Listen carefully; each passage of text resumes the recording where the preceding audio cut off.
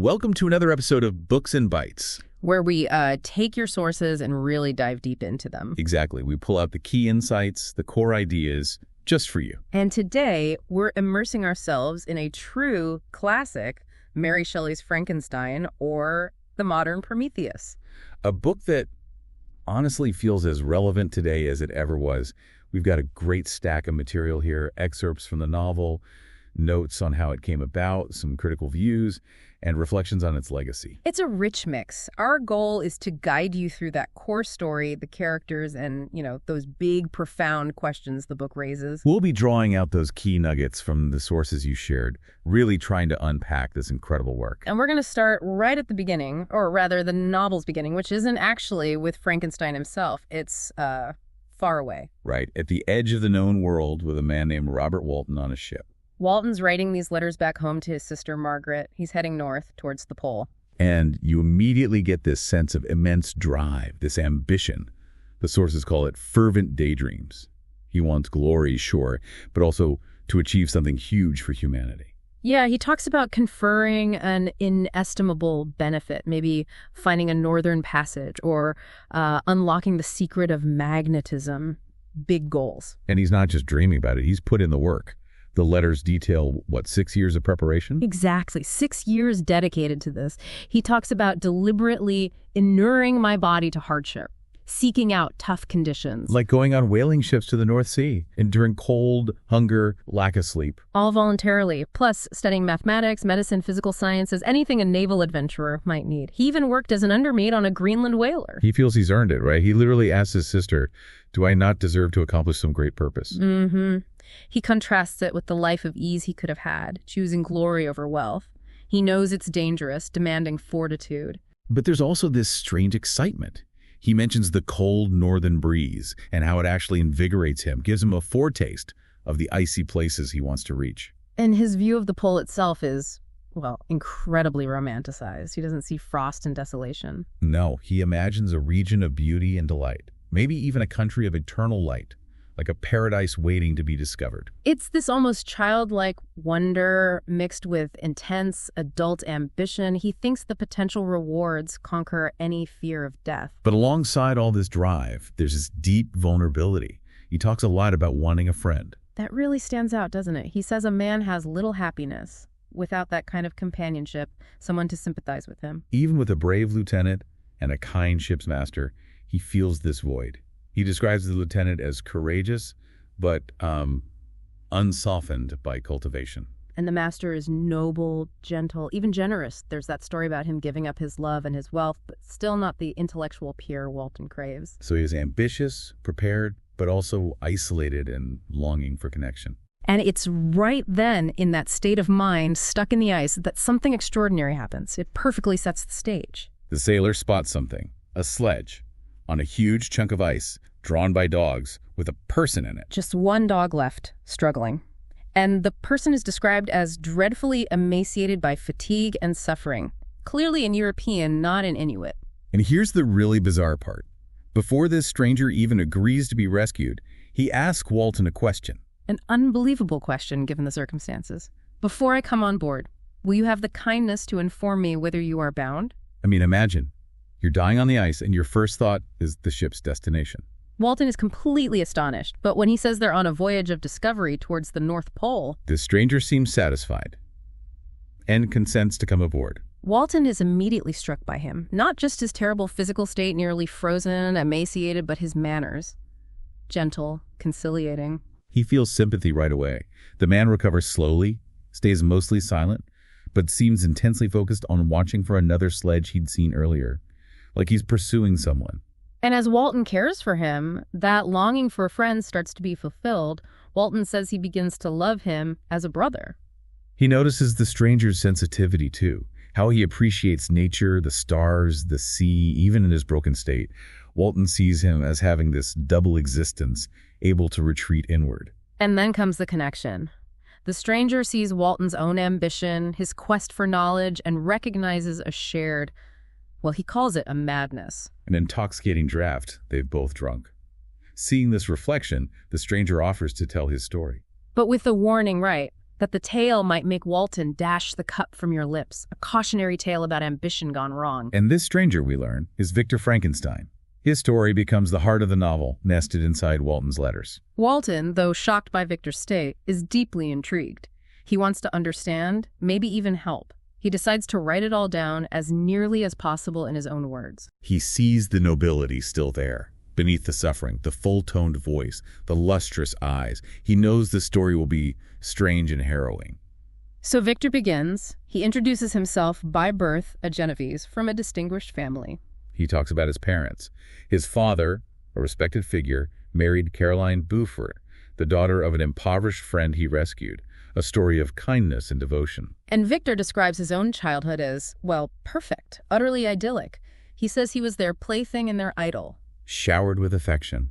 They taught him patience, charity, self-control, guiding him gently with a silken cord, not harsh discipline. It sounds incredibly nurturing. This perfect picture is then enhanced by Elizabeth Levin's arrival. Right, discovered in Italy by Victor's mother, living in poverty but clearly of noble birth. His mother sees her as heaven sent. She's brought into the family and becomes Victor's more than sister, his constant companion.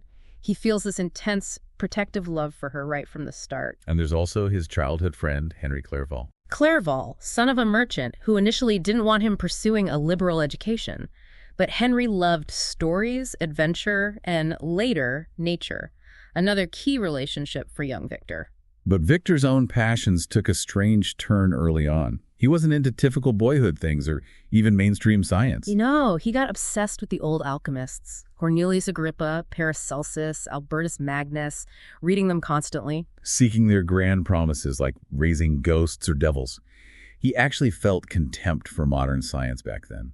Yeah, he found its goals seemed small, realities of little worth compared to the alchemists' search for immortality and power. He wanted the grand secrets. This early obsession gets a jolt, though, when he's about 15.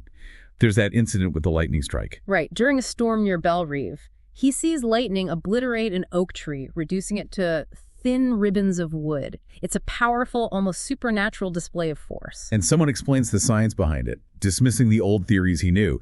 He calls it an almost miraculous change of inclination. For a while, he turns away from those old exploded studies, associating them with destruction. He finds some peace, some tranquility.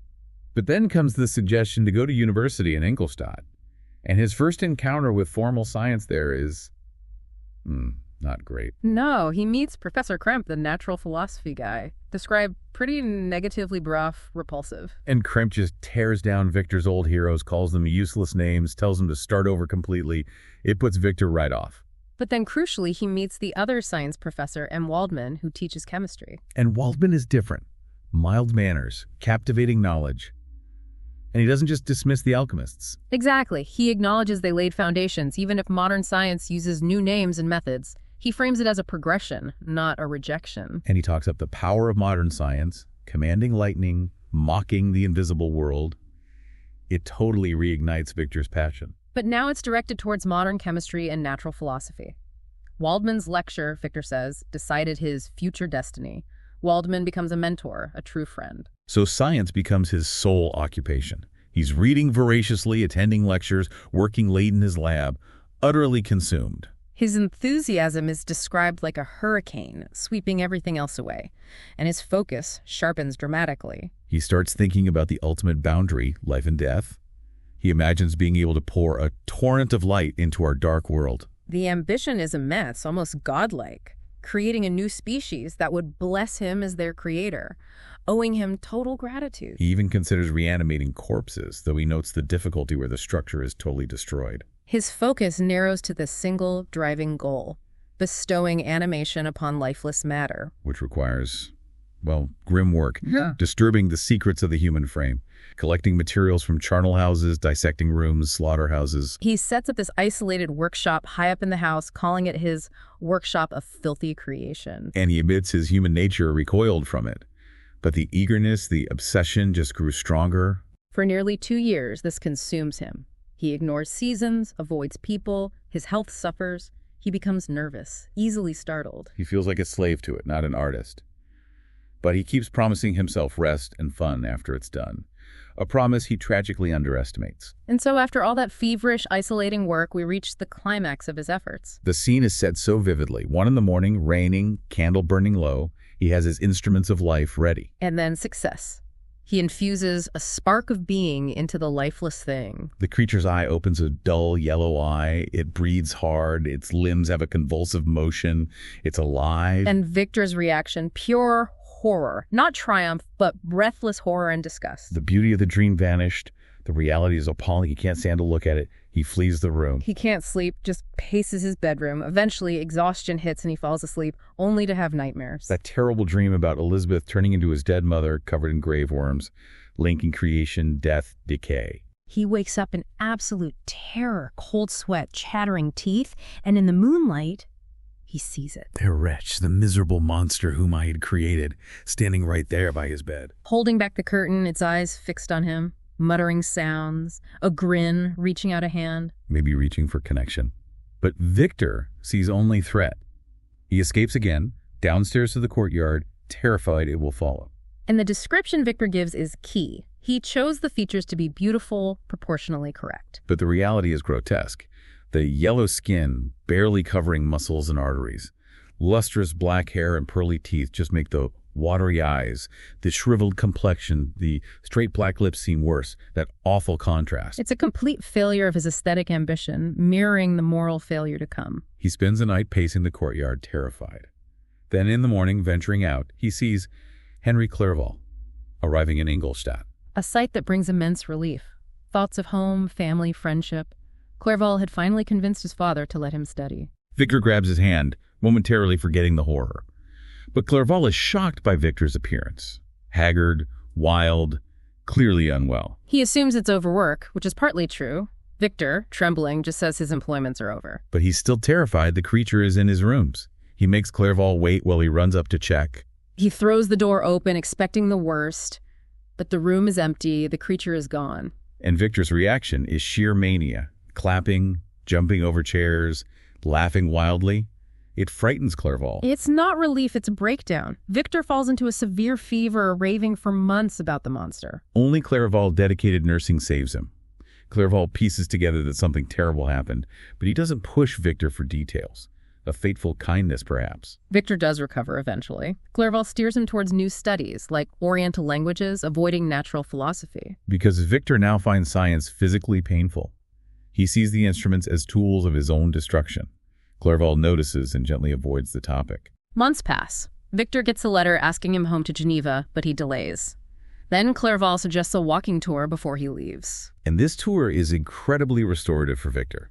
Nature, fresh air, and especially Clerval's company.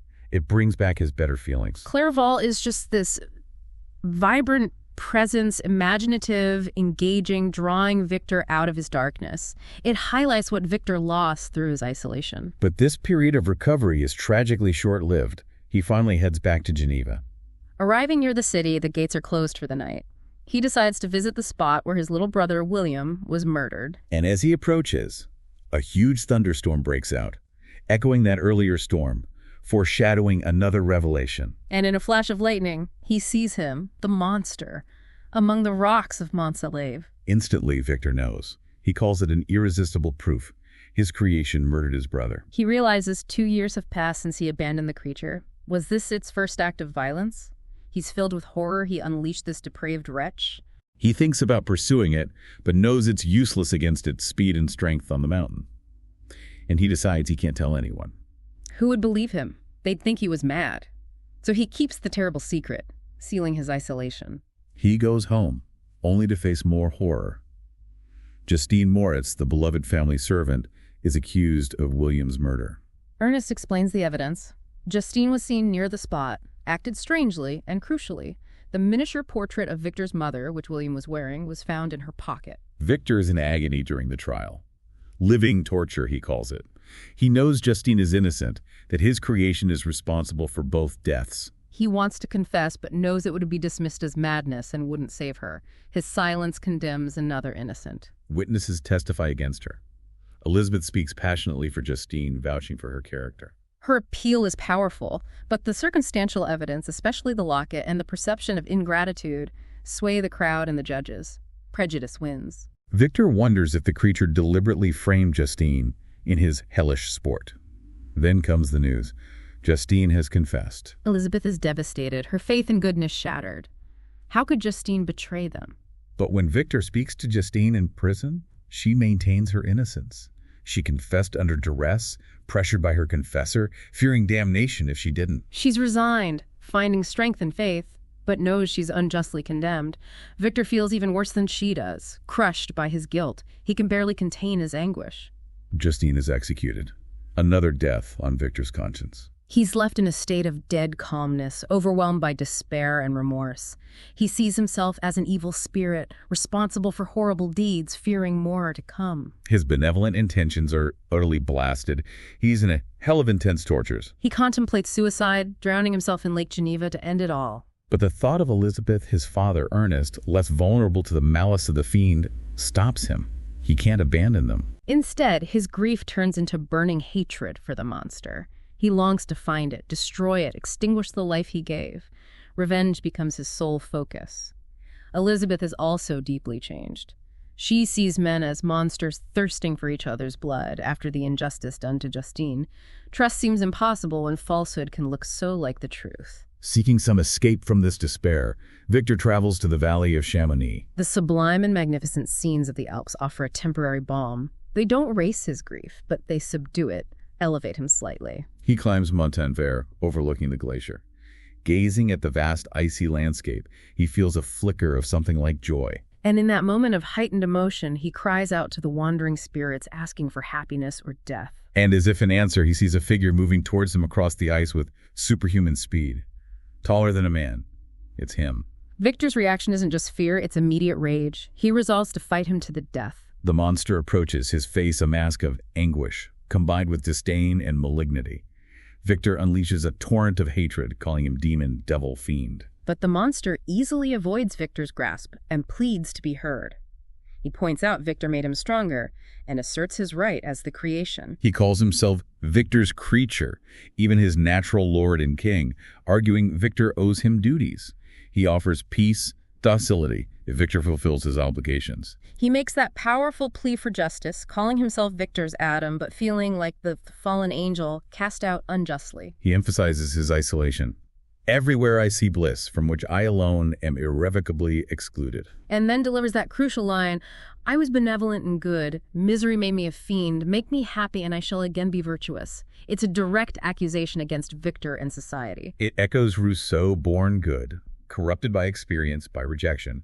He argues his malice is learned, not innate. Victor is reluctant, disgusted, but also feels a flicker of curiosity, maybe even duty. He agrees to listen to the monster's story. The monster hopes the tale itself will prove its truth. So the monster begins, describing his first moments of existence, confused sensations, gradually learning to distinguish sight, sound, smell, touch, finding simple pleasure in light, the moon. He learns about the world through raw experience, discovering fire warmth and pain, learning its uses, seeking food and shelter. He finds that hovel next to the de Lacy cottage, and through a crack in the wall, he observes them, the blind father, Agatha, Felix. He's captivated by their gentleness, their affection, even their sadness. He sees their poverty, their simple acts of kindness to each other. Moved by their plight, he starts helping them secretly. Gathering firewood at night, he feels a connection, an empathy, developing an affection for these strangers. He realizes language is key, so he listens intently as Felix teaches the Arabian visitor, Safi, using Volney's ruins of empires. He learns quickly language, history, society. He learns about wealth, poverty, rank, family, the whole strange system of human society. And this knowledge turns devastatingly inward. He compares himself to humans and finds only lack, no family, no property, no acceptance, and crucially, hideous deformity. Utterly alone. He asks that heart-wrenching question. Was I then a monster, a blot upon the earth? Knowledge brings only agony, realizing his outcast state.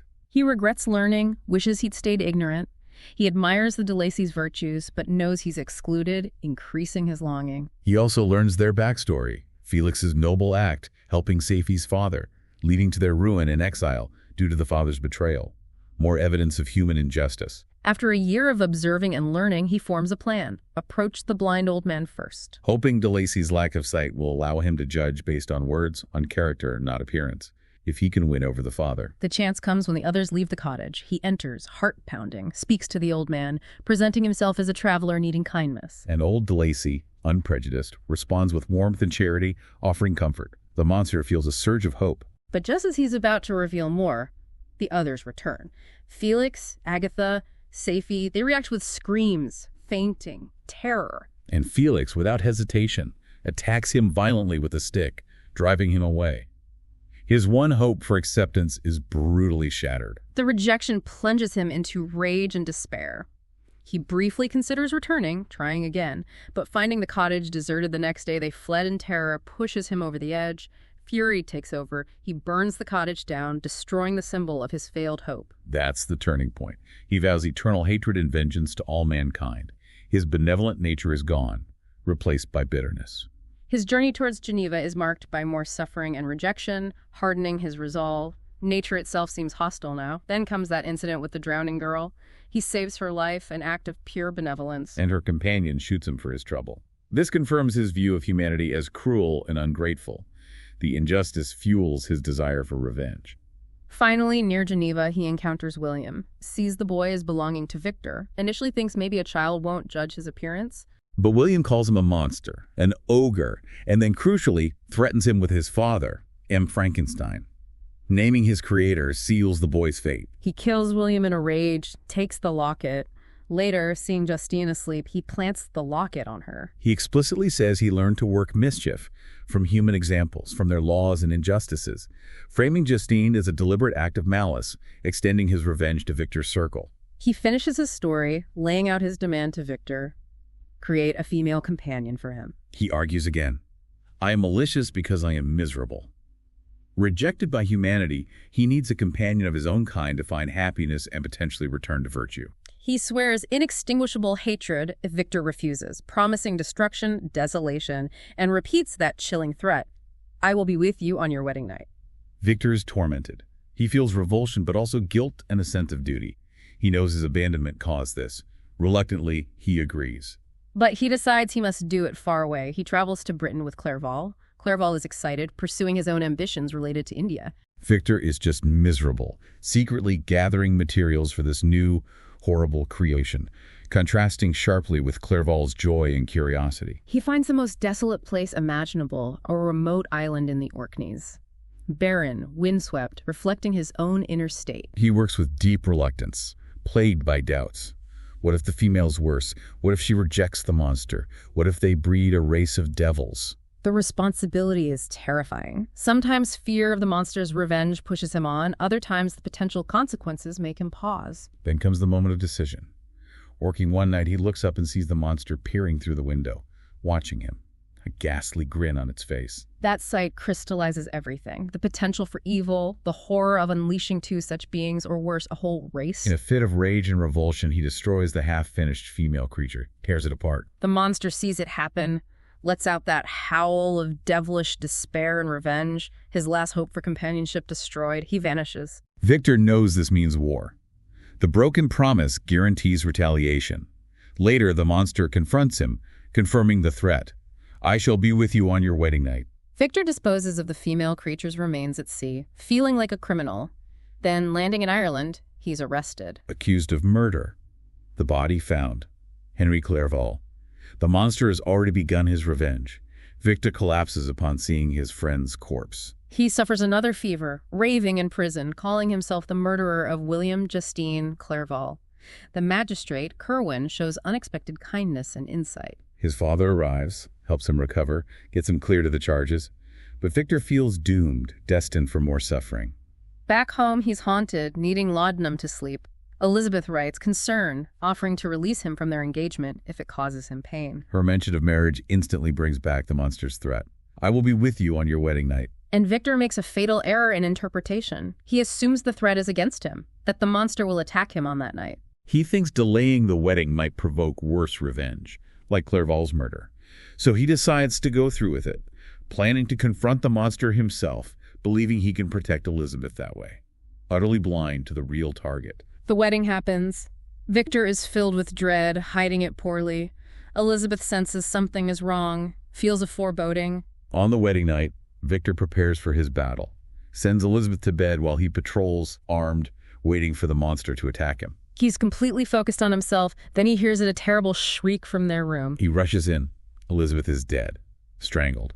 The monster is at the window, grinning, pointing at her body, ensuring Victor sees his masterpiece of revenge. Victor faints. He recovers to find Elizabeth gone. William, Justine, Clairval, now Elizabeth. The desolation is complete. His father dies soon after from grief. Consumed now only by vengeance, Victor tells his story to a magistrate in Geneva, hoping for help.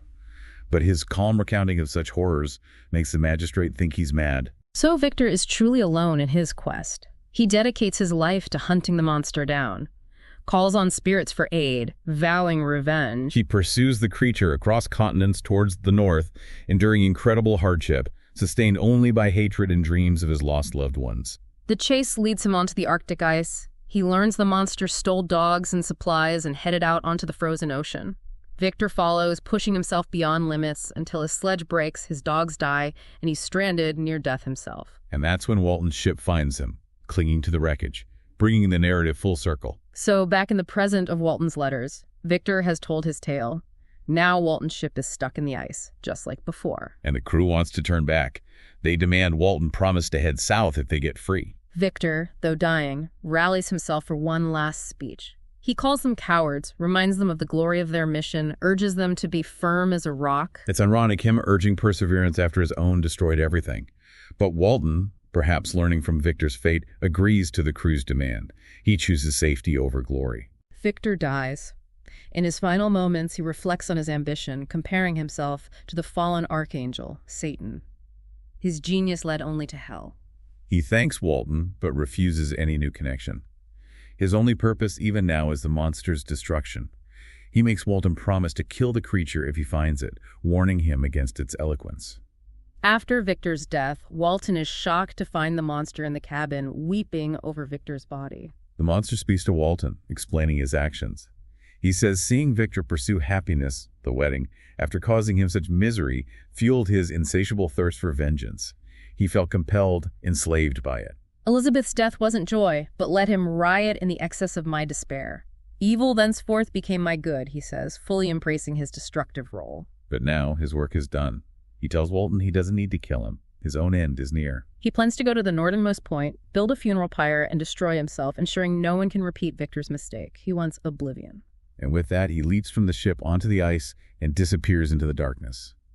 The end. It's such a powerful, bleak ending. And the themes resonate so strongly. That idea of otherness, how society creates monsters through rejection. Absolutely. And Shelley was so ahead of her time, anticipating anxieties about science, responsibility, justice. You can see her parents' influence, too. Wollstonecraft on parental neglect, Godwin on societal corruption, and maybe Percy Shelley's intense, sometimes self-absorbed idealism reflected in Victor. The connection to Paradise Lost is unavoidable, too. The monster as Adam, but also as Satan, the wronged creation turned vengeful. And what makes him so compelling, as the sources note, is his humanity, his desire for love, knowledge, his suffering. He's not just a brute, he thinks, he feels. That's the horror and the tragedy. The visual legacy is interesting, too.